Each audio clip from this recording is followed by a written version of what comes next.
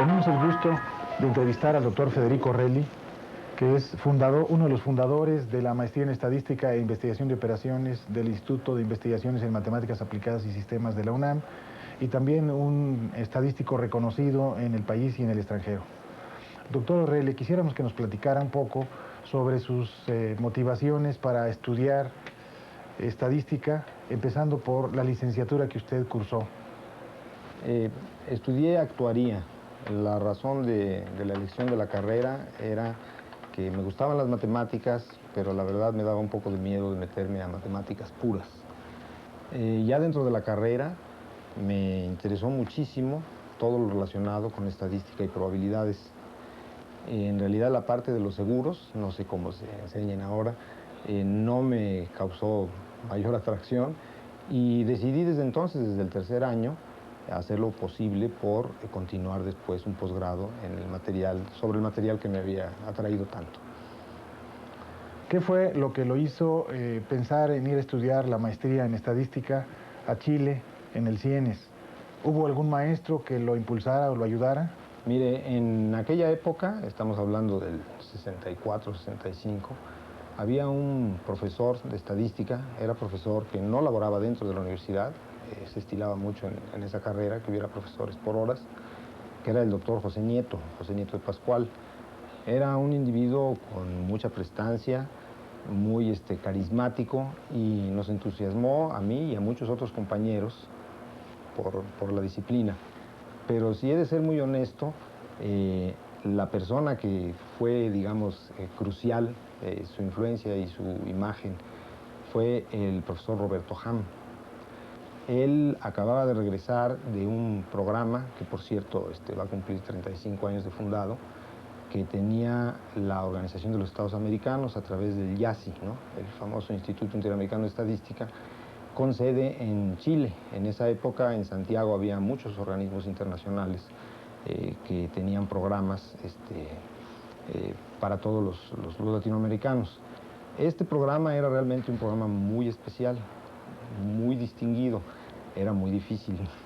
Y Roberto Ham acababa de regresar de allá entusiasmadísimo, no solo con el programa, sino con el país. Y él no solo me entusiasmó y me acabó de apoyar para hacer eso, sino que realmente me dio mucho la mano para que yo lograra la admisión, que esto era con una beca que se conseguía de la OEA. ¿Qué tipo de estadísticas se estudiaba en la maestría de Chile en esa época? El CIENES, que era la institución donde hice esta maestría, era un organismo de enseñanza, Centro Interamericano de Enseñanza Estadística, que tenía como objetivo tratar de satisfacer demandas que se sentía que existían en Latinoamérica. Había 3 cursos, A, B y C. El A estaba diseñado sobre todo para personas que trabajaban en organismos oficiales de estadística, estadígrafos, como les llamaban en alguna época, ¿no? Gente que tenía que aprender a hacer lo más elemental en el registro y manejo de cifras. Era un curso realmente muy ligero. El curso B era un curso un poco más profundo, en donde hacían estadísticas económicas. Digamos, ahí ya se veía que los estudiantes trabajaban más duro.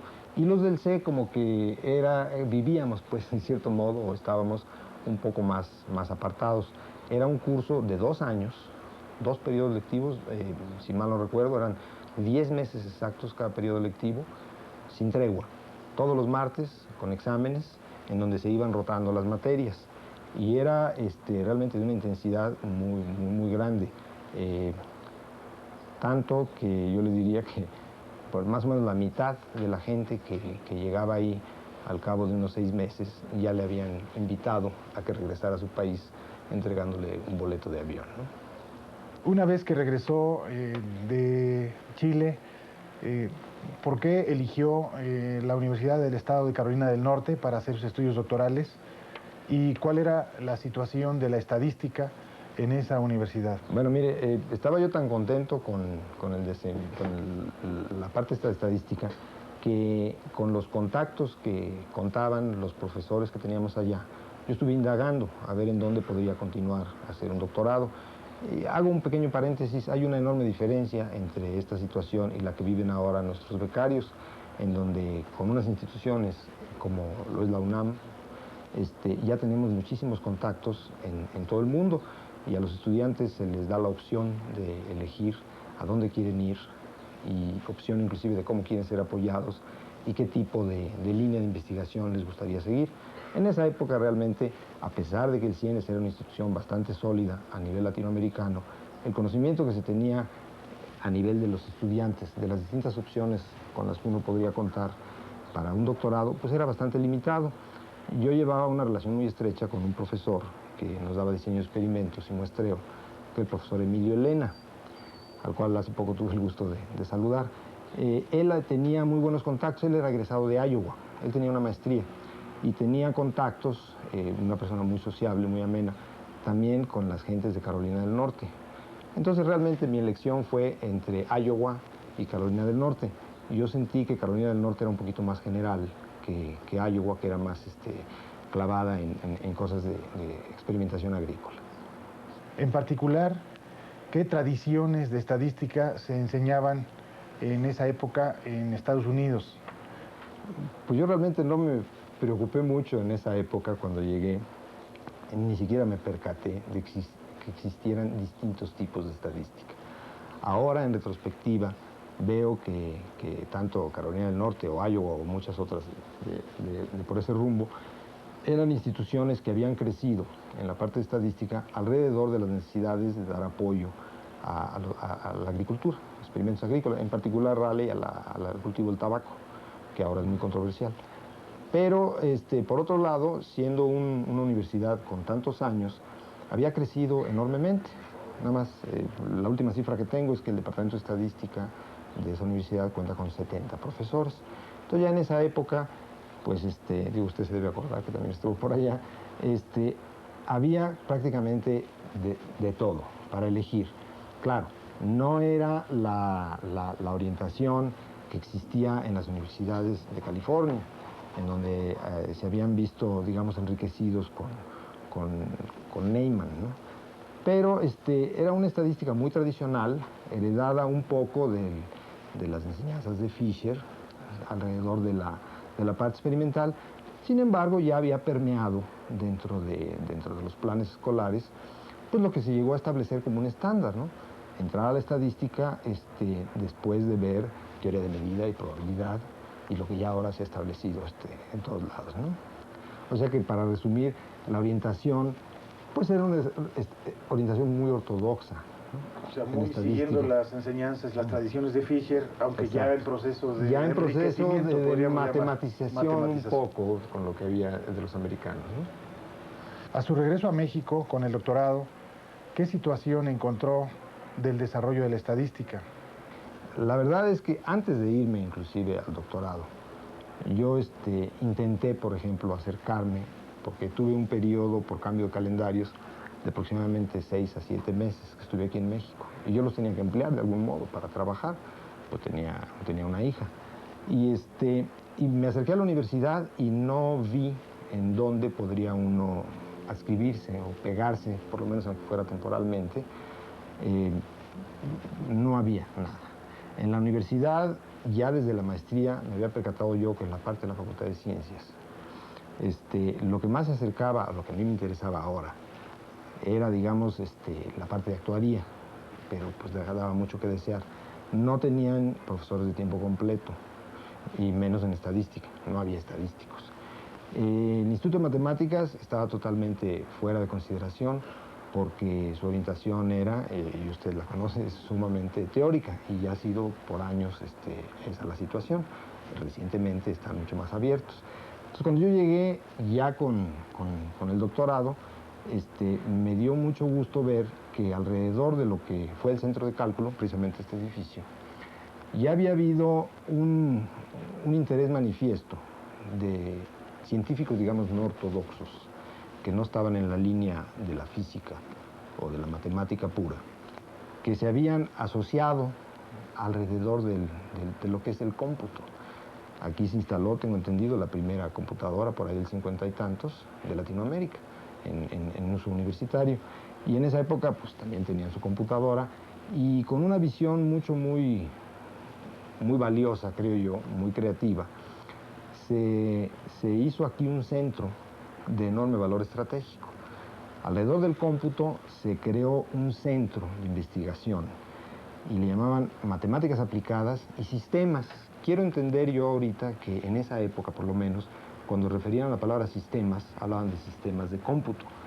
Pero el valor estratégico crucial de este centro recién formado, esto fue en el año 70, era que también tenía el nombre de servicios. Y es que de la misma administración en donde se hacía investigación, en donde se proporcionaba el servicio de cómputo a los académicos, de esa misma administración dependía también que saliera la nómina, por ejemplo, o que se llevaran las contabilidades de la propia UNAM. Entonces era un centro de enorme valor estratégico y le digo, alrededor de ese centro empezó a florecer pues un interés ya mucho más definido en lo que serían matemáticas no ortodoxas o aplicadas.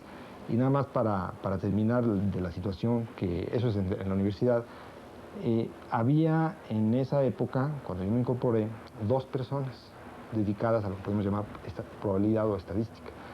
Uno era el doctor Alberto Ruiz Moncayo, que era egresado de Berkeley, muy teórico, muy bien formado, había estado profesor en McGill, y él estaba en un cubículo como investigador. Y el otro era el doctor Tomás Garza, que después llegó a ser director de aquí, después secretario general de la UNAM. Él ya estaba desde esa época más metido en asuntos de administración. Sin embargo, apoyaron mucho la idea de que se creara dentro de la UNAM un proyecto, ¿no? De fuera de la UNAM, la situación de la estadística, pues realmente desconozco en lo que sería la iniciativa privada. Yo diría que muy endeble. Estadísticas oficiales, el poco contacto que pude tener, me dio la impresión de que lo que era la Dirección General de Estadística estaba manejada exclusivamente por economistas. Uno que otro estadístico, pero desde luego no formado. Y desde luego está, por otro lado, el esfuerzo que ya había materializado, digamos, sus primeros logros en Chapingo, que era una estadística con un perfil muy especial, muy particular, dirigido al apoyo agronómico.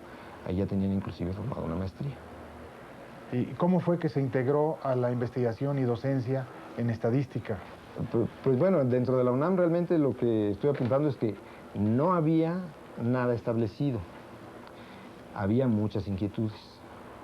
Y pues el interés de estas 3 personas, que me incluyo yo con el doctor Garza y el doctor Ruiz Moncayo,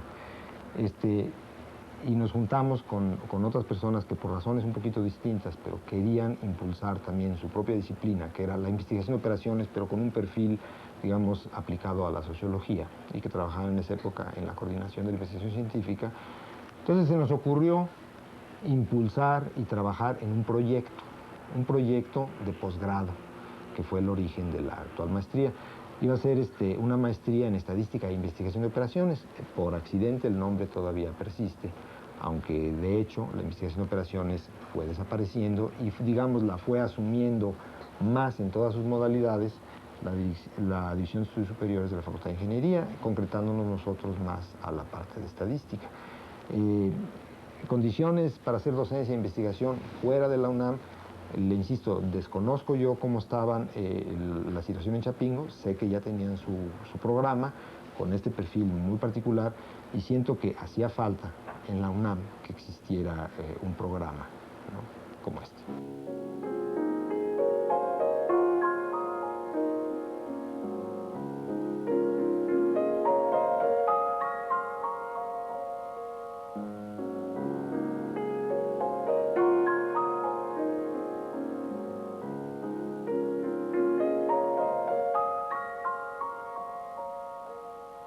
¿Considera usted que han cambiado las tradiciones o paradigmas de la estadística en México?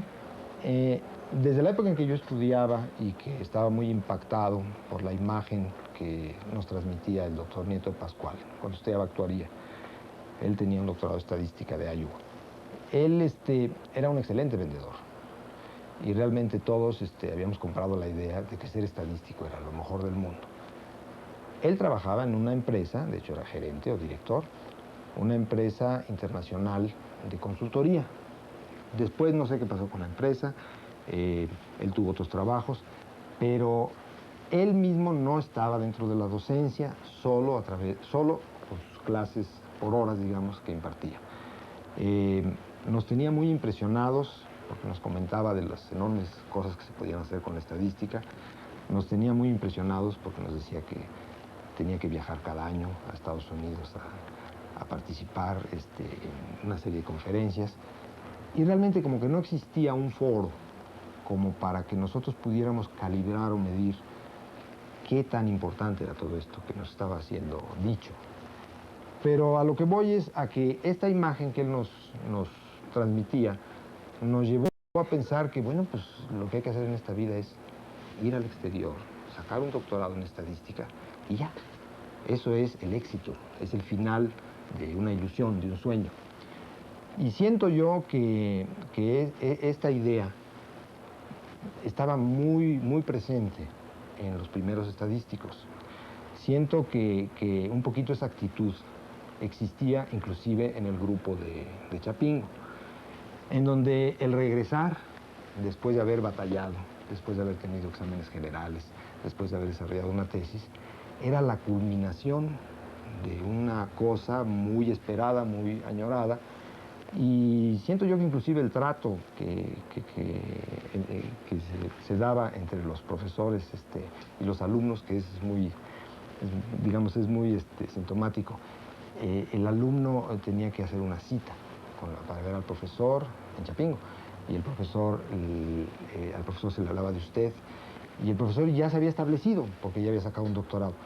Siento que eso hizo daño a las primeras generaciones, porque yo, por otro lado, cuando llegué aquí con esa misma visión, porque no lo voy a negar, yo también pensaba, ya regresé, y pues como dicen, ¿no? Ya la hice.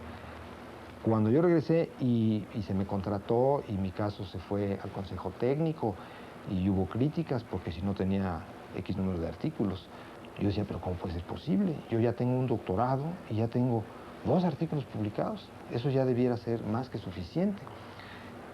Y me decían, y con mucha razón me decían, no, pero es que fulanito de física tiene 60 artículos y está citado en el extranjero y lo invitan a dar conferencias.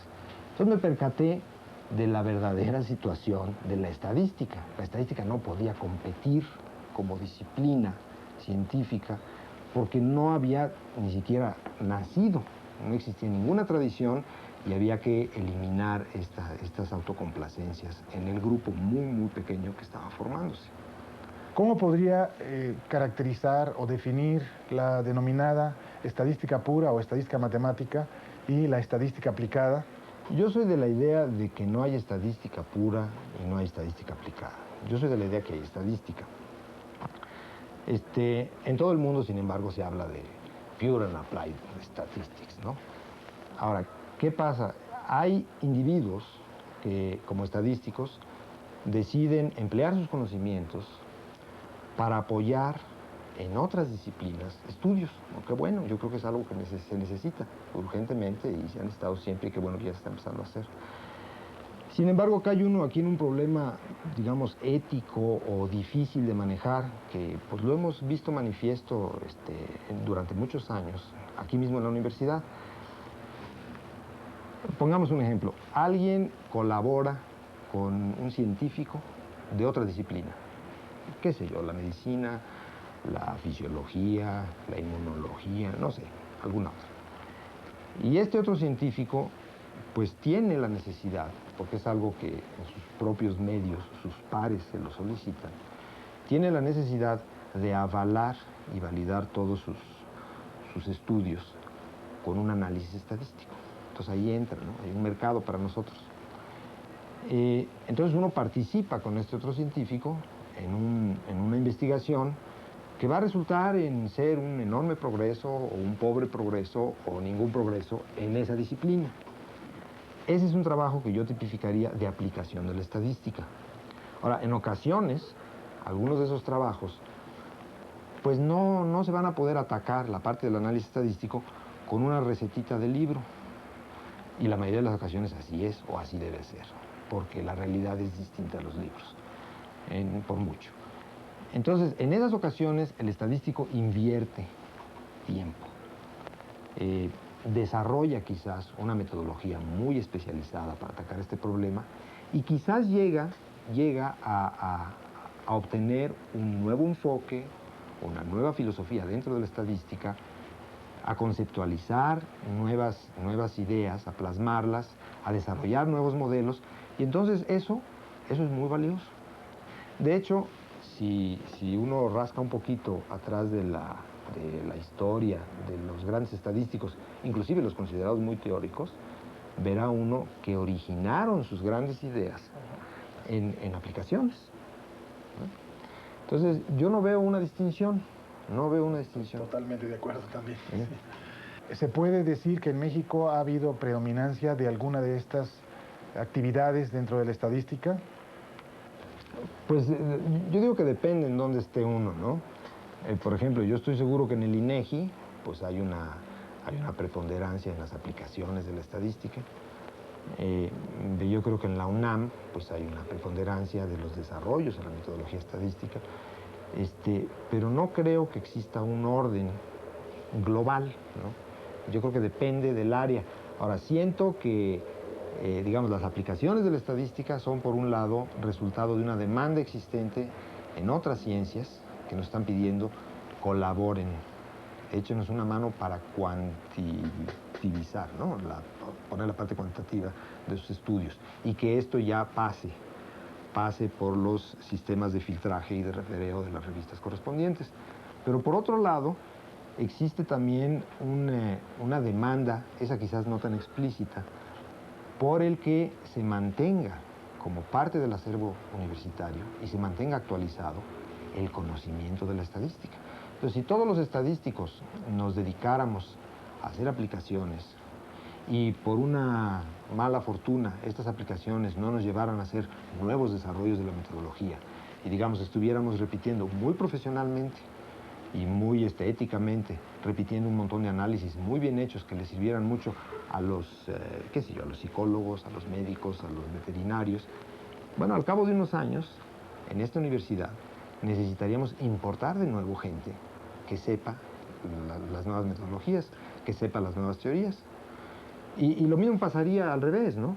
Si todos nos encerráramos aquí en una torre de cristal para no querer saber nada de una aplicación, y quisiéramos hacer nada más artículos muy sofisticados y no atendiéramos esas demandas, pues para empezar, la industria iba a importar, y a unos precios exagerados, los expertos que en otras ocasiones han azotado este país, que vienen a cobrar horrores y no sé si lo que hagan está bien. Afortunadamente ahora todo este desarrollo del que estamos conversando ha producido gentes a distintos niveles, algunos de los cuales están cumpliendo estas funciones, cada quien lo que más le gusta, y dependiendo también, ahora sí que de la oferta y la demanda, ¿no? Claro, excelente. Frente a esta distinción de actividades dentro de la estadística, ¿usted en forma personal a cuál de ellas se dedica con mayor preponderancia? Bueno, yo he estado más metido digamos, o queriendo meterme en la parte de desarrollo de nuevos métodos, específicamente en bondad de ajuste. Y cada vez que sale por ahí una aplicación en donde no existe un método, me interesa sobremanera ir y ver qué se podría proponer. Esa realmente ha sido mi actividad, y picando aquí y allá en algunos temas de interés, dirigiendo estudiantes por el interés per se de la estadística, conocer un poquito más. He tenido en ocasiones también oportunidad de colaborar, y me da mucho gusto porque ve uno que funcionó y que a la persona que uno le hizo este servicio o uno colaboró, a lo mejor el servicio es para uno, esta persona logró sacar algo adelante.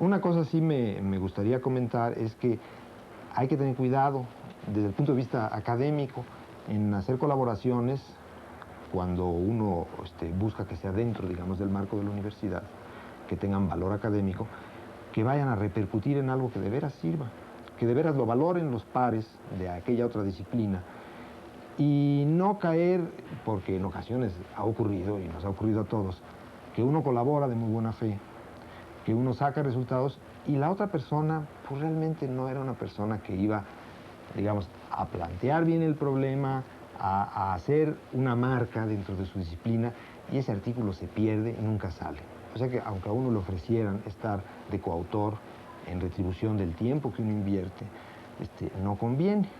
Como investigador universitario, ¿considera usted que hay una tendencia a devaluar el trabajo de las personas que se dedican a las aplicaciones de la estadística, es decir, a los llamados estadísticos aplicados?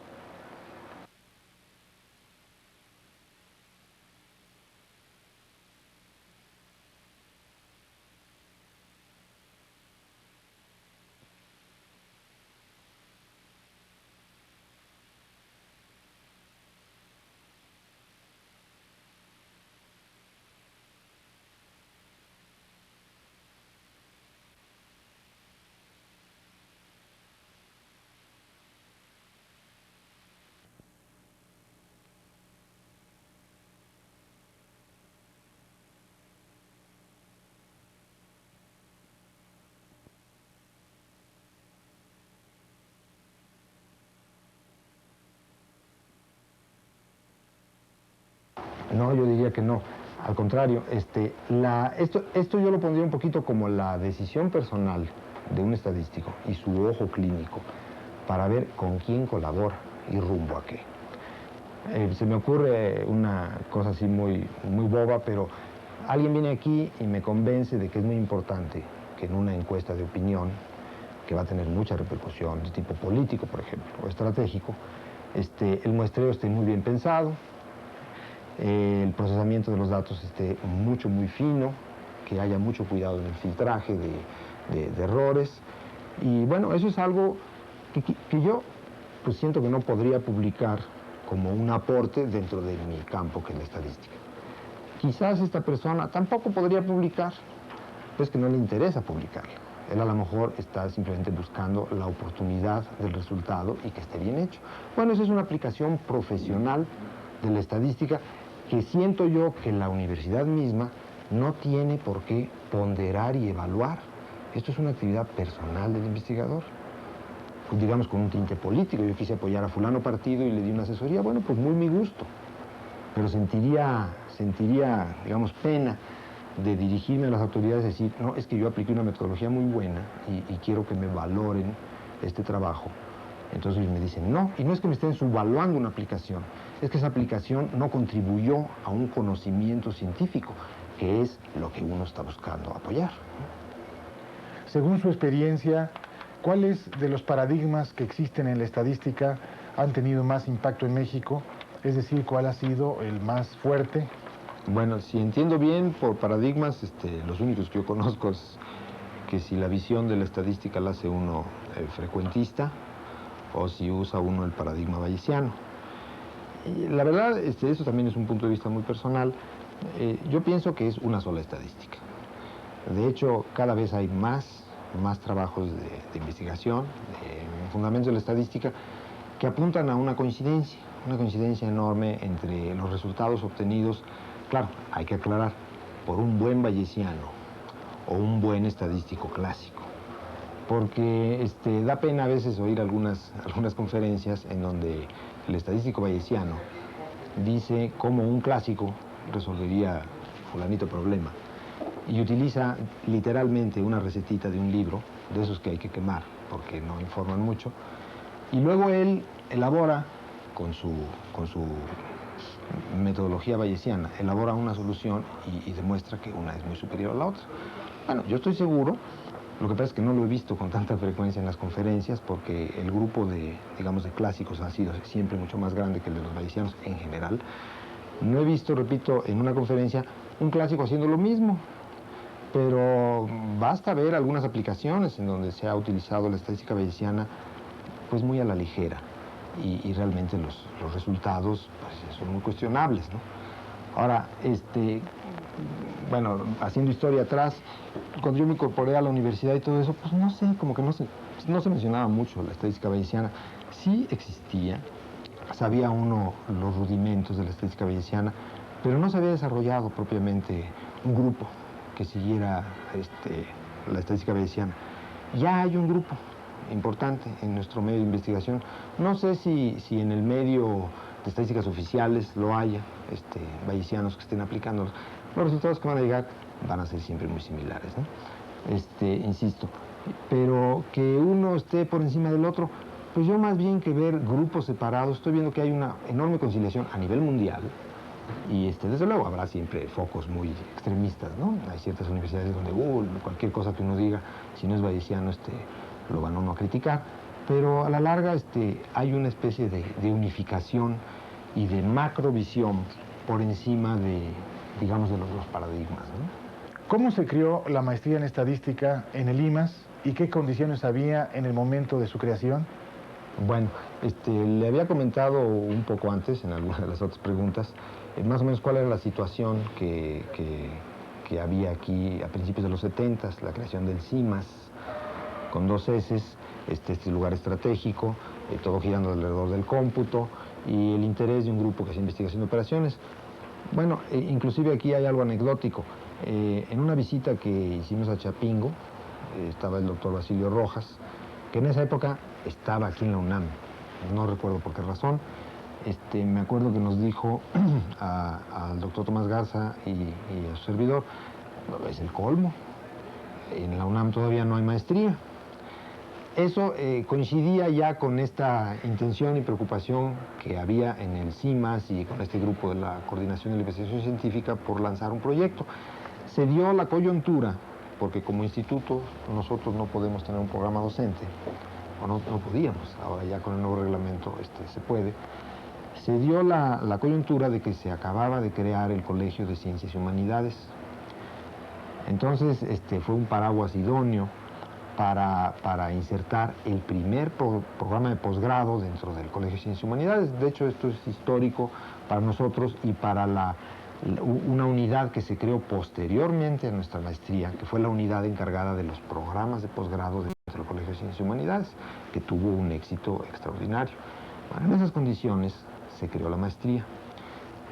No conocíamos mayormente cómo se estructuraba un proyecto, no conocíamos todos los mecanismos de la reglamentación de posgrado y nos lanzamos. Y esto tardó aproximadamente 1 año y medio en que se hicieran las primeras regularizaciones de los alumnos que ya con mucha razón estaban protestando porque no tenían un respaldo de la universidad, un respaldo oficial. Pero esto se dio, arrancó el programa y ha sido un programa que ha girado alrededor del Departamento de Estadística, de Probabilidad Estadística de este instituto. En ocasiones, por las crisis frecuentes que ha habido en este país y de repente que el departamento, yo digo que es como el universo, a veces se expande y a veces se contrae, a veces hemos tenido pocos estudiantes, a veces hemos tenido más, a veces hemos tenido que reducir inclusive la carga docente, darles menos opciones, pero de varios años para acá el programa ha estado en ascendiente. Nos da mucho gusto, así que poder decir que con estos 25 años que vamos a celebrar el próximo octubre de creación del programa, en esos 25 años han transitado por nuestras aulas, que al principio eran totalmente improvisadas, ahora tenemos unas aulas muy elegantes en un anexo, con unos laboratorios muy apropiados, con muy buenos equipos de cómputo, que la cantidad de estudiantes que han transitado por aquí ha sido tal que más de 100, ya egresaron, o sea, tienen el 100% de sus créditos. No todos ellos completaron, digamos, la última etapa de presentar una tesis de maestría. La razón es muy sencilla, es una disciplina muy demandada en todos los medios. Y pues algunos de ellos tienen puestos muy importantes. Todos ellos están ejerciendo la estadística. Pudimos conseguir que 50 de estos 100 egresados que llevamos ya, digamos, que tenemos como resultado de esta operación, 50 de ellos han presentado su tesis, aproximadamente, un poquito más, no cuento los del último año. Pero lo más sorprendente de todo esto es que en la ciencia, desde luego, estamos buscando que la consolidación de una disciplina la represente una masa crítica de investigadores. Y por investigadores, salvo contadas excepciones, se requiere la formación de doctorado y mucha dedicación. Bueno, de estos 100 que han pasado por aquí, hay 30 aproximadamente que tienen el doctorado. No existía, no existe, bueno, existe uno, pero de muy poco tamaño, programa de doctorado en estadística. Vamos a trabajar porque ya esto se corrija. Y entonces todos estos egresados han sido de universidades, y ahora sí que de donde han querido. Contamos con un hecho que, pues sí, me gusta mencionar, que es que ninguno de nuestros egresados, ya sea en el Imperial College, en University College, en qué sé yo, en la Universidad de Toronto, en la universidad donde se han querido, ninguno ha hecho un mal papel, todo lo contrario. Se han distinguido como muy buenos estudiantes. La planta de investigación de este departamento actualmente, salvo contadas excepciones, se forma por este tipo de egresados nuestros, que se cultivaron con nosotros y después hicieron un doctorado, donde más les convino, y ahora han sido reabsorbidos por la propia universidad. En la Facultad de Ciencias tuvimos un impacto similar. Muy al principio dábamos todos clases en la Facultad de Ciencias, pero al venirse del programa de maestría, nosotros quisimos apoyar más el programa, y entonces nuestros egresados de maestría fueron durante muchos años los profesores de tiempo completo en la Facultad de Ciencias. Muchos de ellos después se doctoraron. Ahora, la situación por el momento en la Facultad de Ciencias ha venido un poquito a menos, porque ha habido bastantes deserciones, o en los años de más difícil situación económica, varios de ellos se fueron a la iniciativa privada, como docentes. Pero podríamos presumir también que ciertas instituciones privadas en donde se enseña estadística no existirían de no haber existido nuestro programa.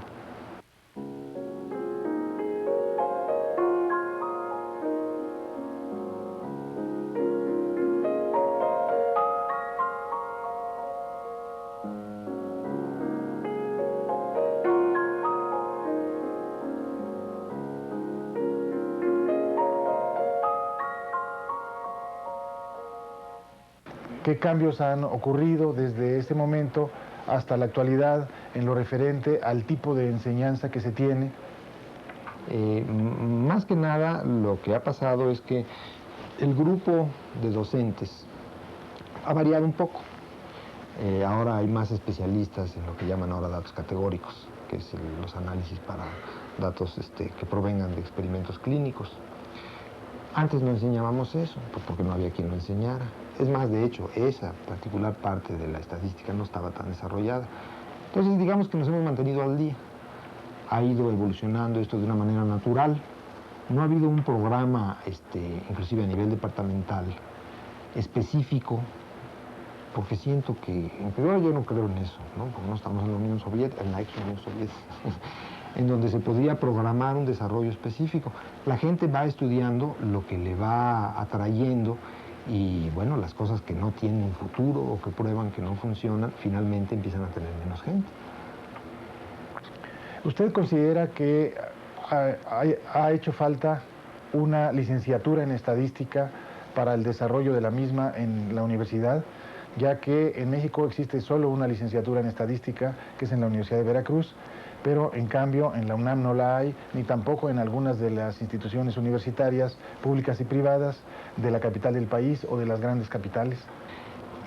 A nosotros no nos ha perjudicado que no exista, digamos, un preestadístico o un licenciado en estadística, porque nuestro insumo ha sido, o sea, los estudiantes que han venido a nuestro programa han sido gentes muy capacitadas, en su gran mayoría de la Facultad de Ciencias, en segundo lugar de las ingenierías, y bueno, ha habido casos excepcionales que vienen de la parte de biología y todo eso, donde han tenido que hacer un esfuerzo especial por las matemáticas que no traen, pero yo creo que no nos ha afectado. Y el hecho de que exista una licenciatura que le han echado enormes ganas en Veracruz, bueno, pues es el resultado de una problemática muy local, pero ahí generan una especie de matemático aplicado también. De esas ya empieza a haber. No sé si en alguna de las ENEPs aquí en la universidad existe, no estoy seguro. Sé que en la Facultad de Ciencias ya empiezan a trabajar un perfil de ese tipo, porque el perfil tradicional que había sido una licenciatura que a su vez fuera una especie de formación intermedia para luego especializarse en algo, lo había suplido la actuaría, que entre paréntesis voy a decir que la actuaría, mal vista muchas veces en la Facultad de Ciencias, a mí me tocó ser de los patitos feos, ¿no? Y lo oigo también recientemente que siguen siendo mal vistos. Es un grupo numeroso de estudiantes, a comparación de los matemáticos, pero ellos somos los que han abierto las puertas para hacer estas otras aplicaciones. Yo no digo que la estadística sea un subproducto de la actuaría, no, la estadística se estudia por separado, pero los actuarios han sido unos excelentes candidatos. Lo mismo para el cómputo, fueron los actuarios los que abrieron puerta. ¿Por qué? Porque tenían más intereses y hay muchísimos que se han dedicado a la investigación de operaciones. O sea, el actuario ha sido una formación muy sui generis, que originalmente estaba diseñado para trabajar en las compañías de seguros, pero en un momento las compañías de seguros, antes de que entrara este asunto de la competitividad, estaban totalmente saturadas. No había nada que hacer ahí, entonces había que buscar nuevos campos. Y el actuario tenía un perfil de matemático aplicado. Entonces, sí, yo pienso que una licenciatura en estadística, pues no la recomiendo, porque formaríamos un profesional que va a hacer unas tareas muy delicadas y que no tiene el sustento suficiente que le da una licenciatura. Perfecto. ¿Considera usted necesario el fortalecimiento de un programa doctoral en estadística dentro de la universidad? Bueno, la necesidad se empezó a hacer muy patente cuando algunos de nuestros egresados que querían continuar con estudios de más profundidad en estadística nos decían, pero yo no quiero salir del país. Me daba mucha pena decirles, pero es que aquí no tenemos programa. Entonces algunos hicieron el esfuerzo de inscribirse en un programa más general, de matemáticas. Tuvieron que pagar exámenes de materias, pues no solo que no les interesaban, sino que a lo mejor iban a ser de muy poca utilidad después. Y bueno, ha habido doctorados, digamos en estadística, entre comillas, a través de los programas doctorales en matemáticas. Esto se ha hecho en la Facultad de Ciencias, en la UAM, y no sé cómo está concebido el que tienen en Guanajuato, pero es una cosa también muy general. Esa necesidad se empezó a sentir por estas demandas. Ahora, por otro lado, la parte de la oferta. Yo siempre he sostenido que a un estudiante doctoral lo que hay que ofrecerle es una claridad en la guía que se le va a hacer para que él desarrolle una investigación. Entonces, aquí he sido yo un poco crítico de otras instituciones en donde han querido lanzar un doctorado sin que las instituciones mismas hubieran probado primero tener la solidez como para estar produciendo investigación dentro de la disciplina estadística reconocida por los pares a nivel internacional. Creo que ya llegamos, hace ya algún tiempo, ya llegamos a esa etapa. No digo que podamos tener 50 estudiantes de doctorado, ni mucho menos, pero sí podríamos tener 2 o 3 estudiantes asociados a este grupo de docentes, pero con la mano en la cintura, ¿no? Entonces lo vamos a hacer. ¿Y qué dificultades considera que pueden existir para consolidar un programa de este estilo? ¿Qué peligro y qué dificultades hay? Bueno, esto es un asunto político universitario. Con el cambio de reglamento se ha intentado que los esfuerzos en distintas instituciones, pero apuntando hacia el mismo objetivo, se junten, se consoliden. Eso quiere decir que todas las dependencias que estuvieran haciendo cosas similares se integraran en un solo proyecto. Claro, un proyecto mientras más grande es, mientras más alumnos tiene, mientras más disciplinas, entre paréntesis, controle, pues tiene más importancia académica y académico-política. Nuestro proyecto ha sido muy modesto en cuanto al número de profesores, número de estudiantes, pero ha sido muy concreto. Yo no identifico en toda la universidad ningún otro proyecto o esfuerzo que pudiera hacerse inmediatamente compatible con lo que tenemos en mente, por lo menos lo que tenemos en mente los docentes que estamos ahorita involucrados en esto. Podríamos, si quisiéramos abrirnos a otras disciplinas, juntarnos con otras disciplinas. Pero yo cuestiono si eso será de conveniencia o no. O sea, tenemos algo que funciona bien, que ha sido autónomo. El reglamento universitario es bastante laxo como para que un estudiante de este proyecto o de otro proyecto pudiera tomar un gran porcentaje de sus créditos en otro proyecto establecido, otro programa de posgrado. Entonces, el peligro, algo que me preocupa, es que hay una insistencia muy grande en que esta parte de estadística se vea simplemente como un pedacito de lo que sería la matemática aplicada. Y mi pregunta es, ¿hasta dónde vamos a dejar a concebir la matemática aplicada? Entonces, como que poner límites es un poco difícil. La intención que existe de este grupo docente y de este departamento es proponer un proyecto específico de doctorado en estadística. Y sin ninguna reserva, asimilarnos a otro de índole más general, en la medida en que eso no lesione los intereses académicos de este grupo. Entonces yo creo que esa es la única traba, o escollo que va a haber que salvar, porque existe ya la conceptualización, existe el grupo que conduciría estas investigaciones, porque un doctorado va a estar basado exclusivamente en investigación. Los cursos se van a tener que cursar antes, como de maestría o con el equivalente de maestría. En este programa de doctorado, que aún no está todavía formalmente sobre papel, lo que estamos concibiendo es que un candidato al programa será aquel que, a juicio del cuerpo docente, cuente con la información, las bases suficientes para poder iniciar una investigación. Cuente además con un proyecto de investigación bien fundamentado y cuente desde luego con el aval del que fungirá como su asesor. No por eso limitaremos a que después no pueda haber un cambio. O sea, vamos a ser muy estrictos en la admisión.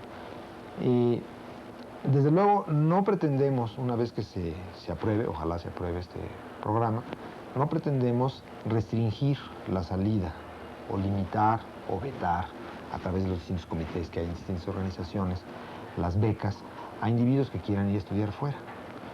Sí procuraremos que, todo lo que puedan aprender aquí lo aprendan aquí antes de salir, porque son recursos que se ahorra el país. Pero dejaremos totalmente en libertad para que ellos elijan los lugares en donde mejor van a aprender lo que ellos quieren hacer.